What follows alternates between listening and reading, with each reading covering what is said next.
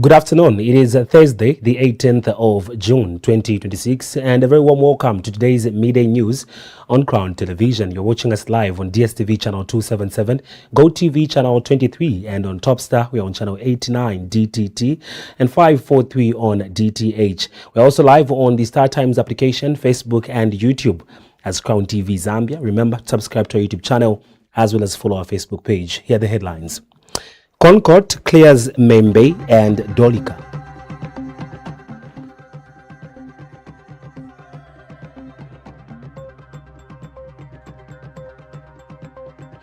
Government denies musicians ban.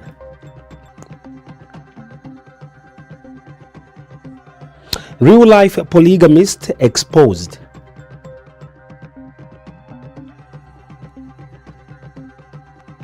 And Zambia makes Gaelic Football World Games debut.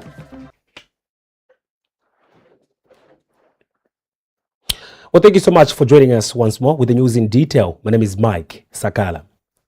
The Constitutional Court has ruled that opposition Socialist Party presidential candidate Dr. Fred Mwembe and his running mate Dolika Banda are eligible to contest in the August 13th elections.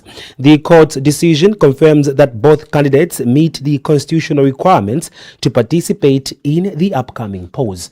Here's a report. The Constitutional Court has dismissed the petition challenging the eligibility of Socialist Party presidential candidate Dr. Fred Mwembe and his running mate Dolika Banda to contest the 2026 general elections.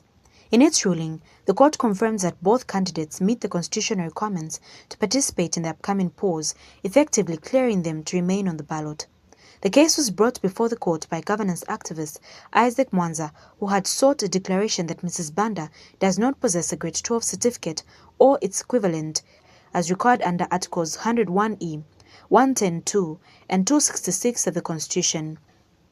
Mr. Mwanza further argued that Mrs. Banda's nomination for the August 13, 2026 general elections should be declared invalid.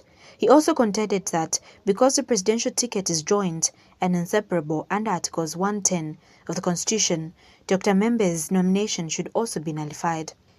In addition, the petitioner sought a court order under Article 52(6)(b) to disqualify both Dr. Mwembe and Mrs. Banda from participating in the presidential race scheduled for August 13, 2026.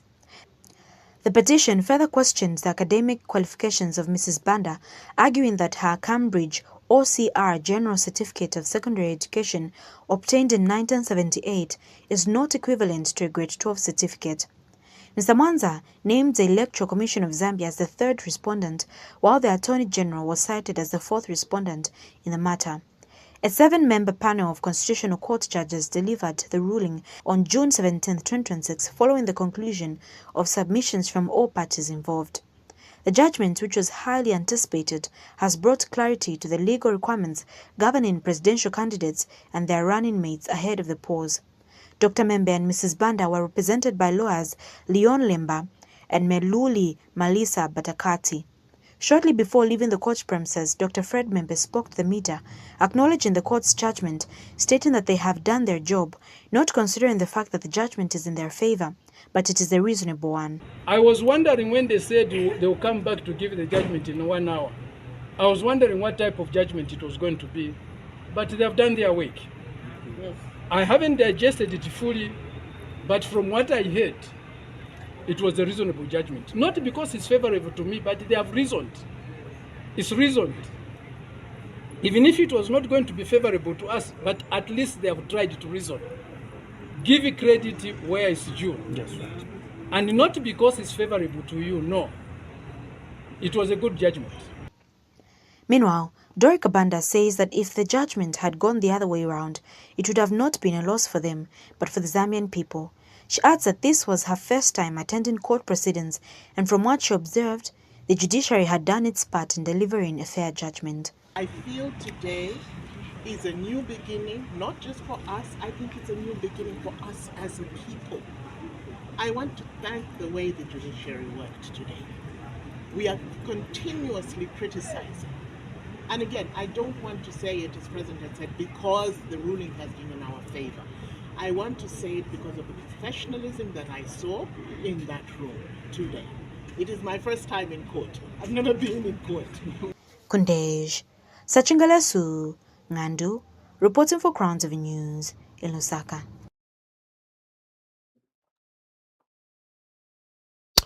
Government has dismissed claims that some local musicians have been banned from performing at state functions, describing the allegations as false and misleading.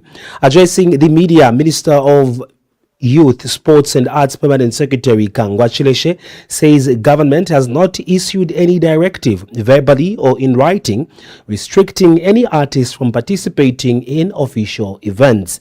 Mr. Chileshe says official communication regarding artists follows established channels through the ministry, the National Arts Council of Zambia, and relevant associations, adding that no such communication on banning artists has been made. It is not government's position, as far as arts are concerned, that we've banned any artist from performing at state functions. That's not true. Zambia is currently witnessing campaigns from various political parties contesting in the forthcoming general election.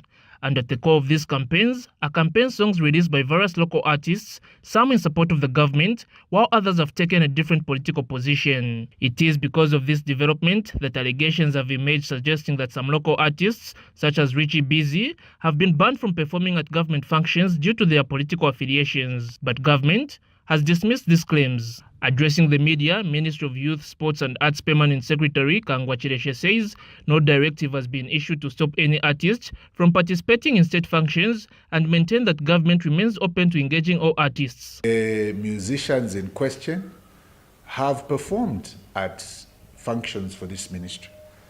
I think you know very well that we had a launch of the Kaputa Stadium, and it's in public domain that they were the headlining artists. Chester, Rich Busy, Mozegeta, and many others were our headlining artists. It's a known fact that Chester performed at the Quimbo Music Festival under the Ministry of Arts. It's a known fact that Chester, Rich Busy, Mozegeta, and others performed at the launch of the Monze football stadium. And this was just about a month ago. Mr. Chileshe, however, says artists should understand that individual organizers may take independent choices when selecting performers, which should not be mistaken for government policy. We have not segregated, discriminated, ostracized any artist for whatever form of fashion, whether it's political, whether it's spiritual, whether it's whatever we want to call it. We haven't done it. We haven't banned anyone. Okay, that's one position. Meanwhile, Ministry of Information and Media Permanent Secretary Thabo Kawana has urged members of the public to be cautious of misinformation and disinformation during the campaign period. There will be a lot of misinformation and a lot of disinformation. Now, the difference is that the one that misinforms does so without knowing, but believing that the information they are giving out or spreading is true. But when it is not true, they are misinforming the public. But the one that disinforms knows from the word go, and the intention is to mislead the public. The intention is to cause harm. The intention is to raise alarm. And you will see a lot of such postings, especially on social media, from our colleagues on the other side. Reporting for Crown TV News in Lusaka, Chanda Mwango. In other stories this afternoon, now instead of starring in a love story, 23-year-old Lumbiwe Njovu says she unknowingly found herself living in what she describes as a real-life version of the polygamist. The mother of three says she was left speechless after discovering that her husband, 39-year-old Kennedy Jerry, had secretly married three other women, making her wife number 4. Kundesh has the rest of the details. Just like the most talked about Netflix movie known as The Polygamist, in Mutendere area lies a similar man with similar traits whose name is not Jonasi but Kennedy Jerry. Kennedy chose a path far different from the biblical teaching that says a man shall leave his father and mother, be united to his wife, and the two shall become one flesh. Instead, he linked himself to multiple women, slowly abandoning what the scripture requires of him. He did not settle for 1 or 2 wives. According to testimony heard in court, Kennedy ended up marrying 6 women. One of his wives, Lumbiwe Njovu, appeared before Magistrate Charity Milambo and told the court that Kennedy had promised her heaven and earth, including buying her a farm, but none of those promises were ever fulfilled. Lumbiwe says she agreed to marry Kennedy even after being informed that she would become his 4th wife. However, upon moving in with him, she was shocked to discover that there were already 6 women in the marriage, making her the 7th wife. She calmly told the court that the situation had become too much for her to handle and that she could no longer continue living with Kennedy. According to Lumbiwe, one of the most shocking discoveries she made was finding a bag full of ARVs medication belonging to one of her co-wives. She repeatedly told courts that she would never make such a mistake again, not even in her next life. Lumbiwe further testified that Kennedy once went to her mother's home demanding that the bride price be refunded, which was eventually paid back. However, every story has 2 sides. When Kennedy appeared in court, many wondered why he had dirt on his head and was wearing what appeared to be a white hoodie that had turned brown. He later explained that he works as both a miner and a farmer. In his defense, Kennedy did not dispute most of his wife's claims, but instead, he informed the court that he had previously issued her with a summons and that the matter was already before another court in Kabwe. He also presented documents to support his statement. After hearing both sides, Magistrate Milambo ordered that the matter be concluded in the court where it was initially filed before any further proceedings could continue. Kundej Sachingalesu Ngandu, reporting for Crown TV News in Lusaka. The Independent Churches of Zambia, ICOZ, has urged the current crop of politicians to draw lessons of humility, patriotism and selfless leadership from the life of Zambia's second Republican President, Dr. Frederick Titus Jacob Chiluba. As the nation commemorates the 15th anniversary of Dr. Chiluba's death, ICO's Executive Director, Bishop David Masupa, says the late former head of state remains a shining example of a leader who consistently placed the interest of Zambia above personal ambition. Bishop Masupa says politicians should use the occasion to reflect on the values that defined Dr. Chiluba's leadership, particularly his commitment to national unity, democracy, and service to the people. Tawanda now reports. Do you realize that tomorrow you could be president in this country? I say, well, yes, so what? He says, yes, what you say today will matter tomorrow. He is remembered by many as the father of Zambia's democracy, the man who championed the declaration of Zambia as a Christian nation, and the country's second Republican president, Frederick Titus Jacob Chiluba. 15 years after his death on June 18, 2011, Dr. Chiluba's legacy continues to shape the nation's political, economic, democratic, and constitutional identity. Dr. Chiluba was among the leading figures who challenged the one-party state, a struggle that culminated in the formation of the Movement for Multi-Party Democracy, MMD.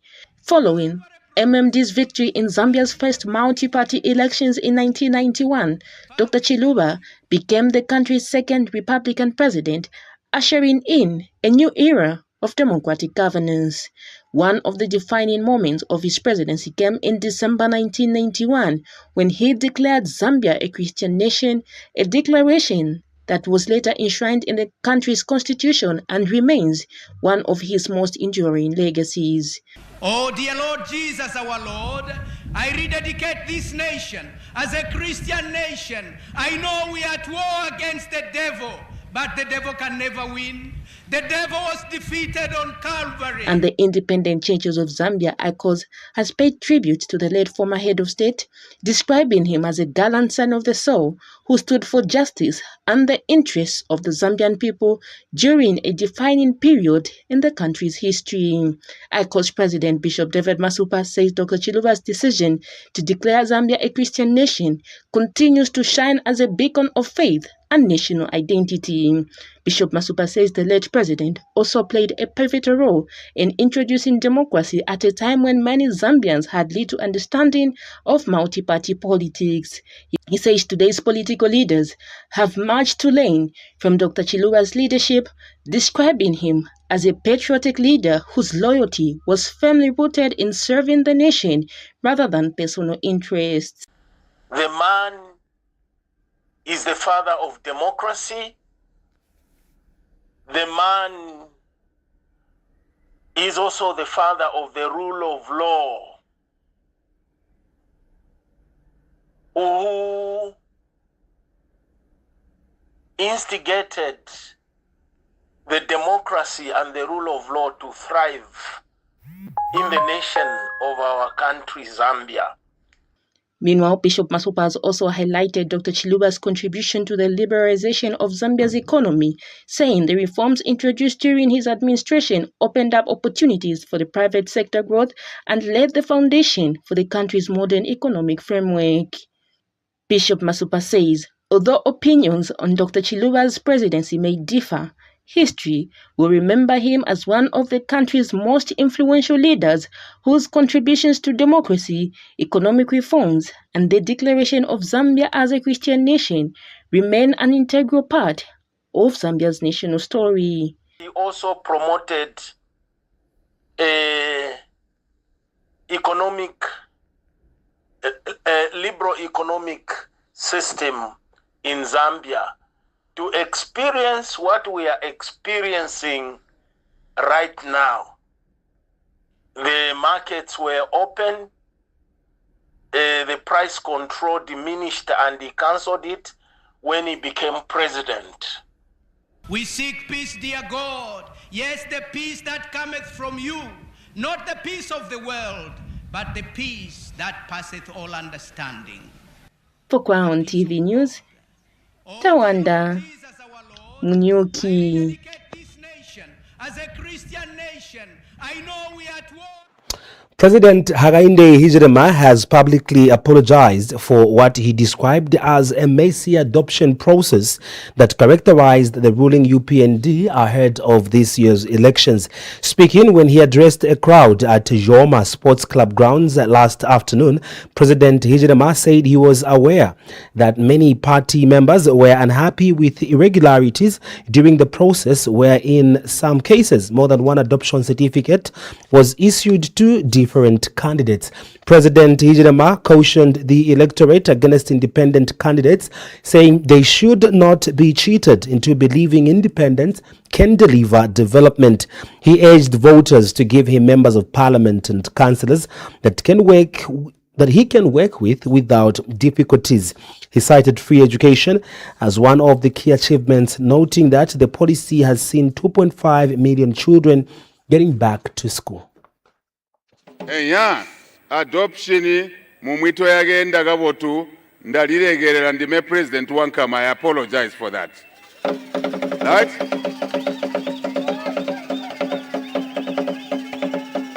Materera te mebona ulija bia hiyubi ndabola ntangalala wagalima adoption mumwi 2 certificates mumwi 3 tajirule mejiria. So I apologize for those messy adoptions, but now that we are here, we need to move together.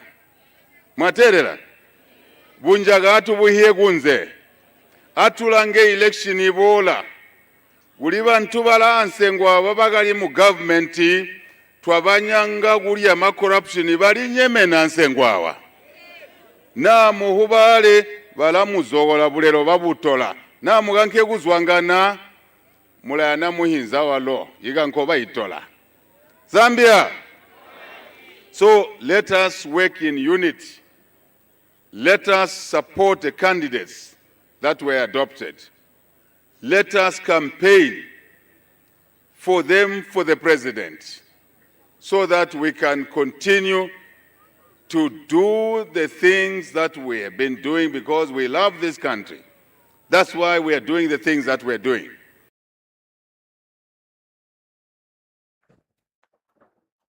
We'll now take a short break. When we come back, we do have sports news. Stay tuned.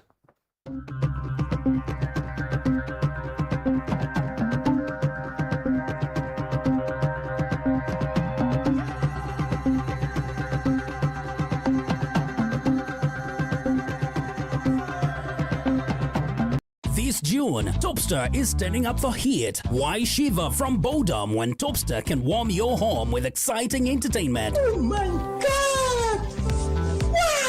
Antenna Classic OD Smart. Get ready for unlimited blockbuster movies and captivating telenovelas on TNT and Novella E+. Enjoy endless drama, action and excitement on Star Life, Filmbox, AMC Movies, Z Cinema and many more. And because the little ones deserve the very best, Topstar is enhancing kids' entertainment with their favorite cartoon channels, including ST Kids, Cartoon Network, Baby TV, Boeing, CBBS and more. That means more entertainment, more family time, more value for your money. Visit your nearest Topstar business hall or authorized dealer today to get your Topstar decoder or simply dial *115# to subscribe. Don't miss a single moment. Topstar. Enjoy digital life. Everyone wonders why I'm always jovial and happy. Every day, every time. At work, even under pressure. At play, always under control.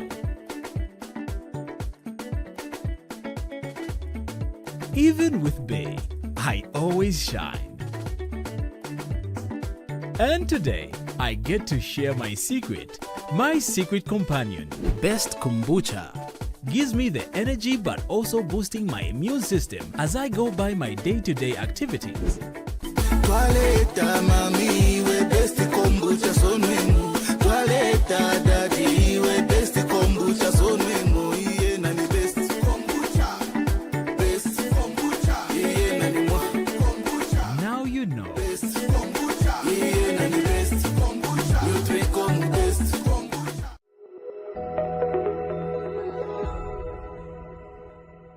Landeni tuminene hamuleke lumiti seze Shiteni tumiretere mabuna tu afianta manga fulani kimwai kibati wanu na fiasa chizo in the mix balala pandalama ba fianta ma mwakokola sana okwewa tibishe bayi chipekita mwesabene wamakoeni mu Zambia namba 3 wani chimpundula asho aba umwe abakosereka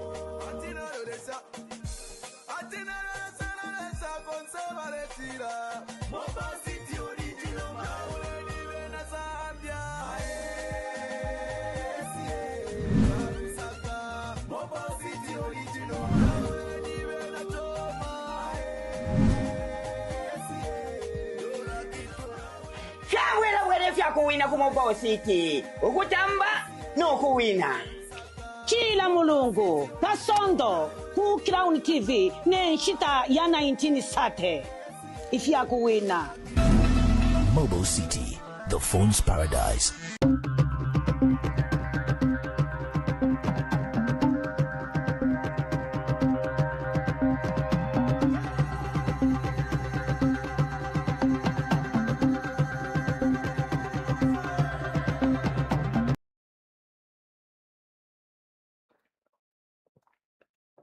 Welcome back and thank you so much for still staying with us. It's time now for sports news.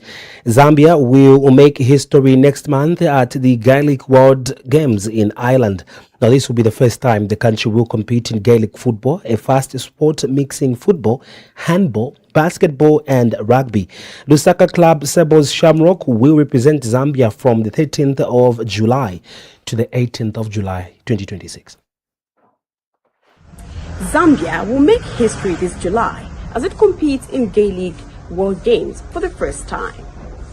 The tournament is set for 13th to 18th July 2026.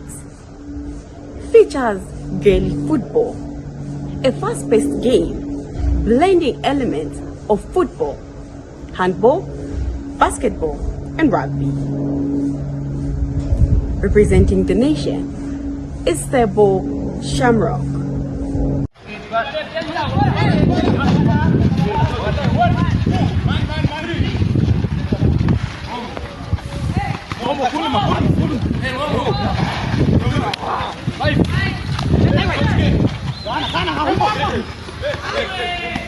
Sebo's Shamrock received a special invitation to the games.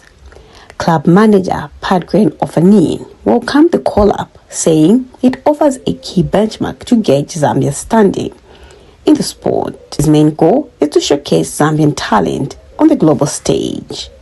Not only are we the only Zambian team participating, we're the only team from the continent of Africa participating. So there's a lot of weight on the shoulders of our young players, but we are certain, absolutely certain, they will perform with distinction and do Zambia and Africa proud. Our target is that, well, like all teams I suppose, our target is that they perform to the best of their ability. Now, if that is good enough to win, great, and if it's not good enough to win, well, you can ask no more of somebody than to do their best performance. They've trained hard, they've worked hard, they're looking forward to the experience. It is getting huge attention in Ireland, huge attention. They arrive in Ireland on July the 8th, and the next morning they meet the President of Ireland at State House for a reception. She is asked to meet this team. Players Jackson Kuema and Aaron Mukoma have vowed to give their all, pledging to work hard and chase victory to make their coach and country proud. I feel nice because it's interesting because we'll be traveling. Yeah. Not only that, we're also participating in the World Games. Firstly, we have to win to come back with the cup because we are presenting not only Zambia but Africa at large. Yes. Also to meet the new people that side. As players, we are telling each other to build up, to be one, so that when we go that side, at least we make our big Buana feel good, because he has to put much effort, so we can't take variation. Zambia's debut at the Gaelic World Games marked a new chapter for the sport in the country. Beyond results, the tournament is a chance to build international exposure, grow the game locally, and inspire more athletes to take up Gaelic football. For Sebo's Shamrock, Ireland 2026 is both a challenge and an opportunity to put Zambian sport on a new map. For Crown TV Sports, Lenosi Victoria in Lusaka.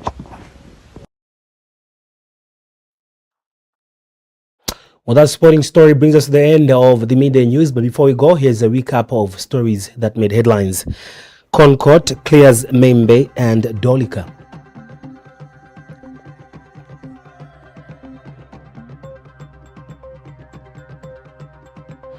Government denies musicians ban.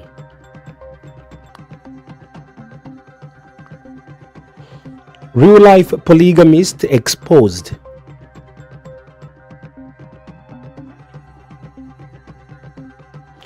And finally, in sports news, Zambia makes Gaelic Football World Games debut. That's it for today. Thank you so much for watching. On behalf of the entire newsroom and the rest of the production crew, my name is Mike Sakala. Good afternoon and continue watching Crown Television. Pleasant viewing.